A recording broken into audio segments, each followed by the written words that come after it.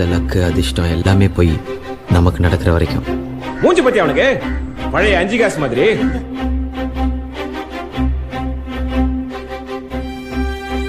நான் என் லைஃப்ல ஏதாவது பெருசா சாதிக்கணும் மச்சான். நீதல்டா சாதிப்ப. உனக்கு என்ன தெரியும்? நான் நல்லாவும் படிக்கல. ஸோ ஒரு மாதிரி சுமாரா படிக்கும் பொழுது என்னன்னா நிறைய முடியாது, வராது, தெரியாதுன்ற வார்த்தையை கேட்டு கேட்டு வளர்ந்தேன் நான்.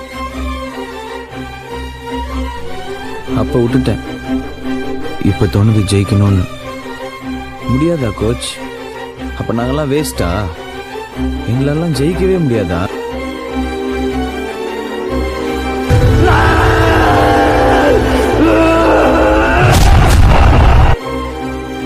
புதுசா ஒரு ஸ்டெப் எடுத்து வைக்கும் போது எல்லாருமே கேட்குற கேள்விதான் மச்சிங்க. அது ஈஸியா கேட்டுருவாங்க, உனக்கு ஏன்பா இந்த வேலை, நீ இப்படியே இருக்க வேண்டியதானே அப்படின்னு சொல்லி. அது தெரியல, சில மனசு மட்டும் அப்படியே இருக்கணும்னு தோணாது, இதை தாண்டி ஒரு ஸ்டெப் எடுத்து வைக்கணும்னு தோணும். அதுவே ஃபர்ஸ்ட் சக்சஸ் தான் நினைக்கிறேன்.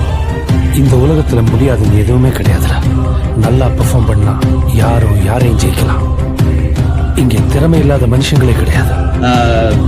ஜெயிக்கும் போது ஒரு அணியா நிக்கிற மாதிரி தெரியும், தோக்கும் போது தான் தனியா நிக்கிறோன்றது புரியும்.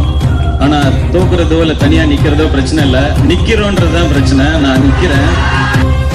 உங்க மேல ஒரு நெகட்டிவ்ஸ் வச்சுட்டே இருப்பாங்க. உங்களுக்கு இதுதான் வரும், இவ்வளவுதான் வரும், இதுதான் பண்ண முடியும், இதுதான் பண்ண முடியும்னு அதை புஷ் பண்ணணும்னு ட்ரை பண்ணுவேன். அவ்வளவுதான். இங்க இவங்க தான் இதை தான் பண்ணணுன்றதெல்லாம் கிடையாதுண்ணே. இன்னார் இந்த வேலையை தான் செய்யணுங்கிறதெல்லாம் எப்பயோ மாறிடுச்சு. யார் வேணா என்ன வேணா பண்ணலாம், யார் வேணா என்ன வேணா ஆகலாம். குருவி கூடு கட்ட ஆசைப்படலாம், கோபுரம் கட்ட ஆசைப்படக்கூடாது. டிவி தவிர நம்ம நாட்டு பிரைம் மினிஸ்டர் ஆன மாதிரி, பஸ் கண்டக்டர் நமக்கெல்லாம் சூப்பர் ஸ்டார் ஆன மாதிரி முடியும். நம்மனா யார் வேணா என்ன வேணா ஆகலான்னு. இன்னும் சிம்பிளா சொல்லணும்னா வேற எவன் பேச்சையும் கேட்காதீங்க. உங்க மனசு என்ன சொல்லுதோ அதை கேளுங்க, நீங்க ஜெயிப்பீங்க. அவ்வளவுதான்.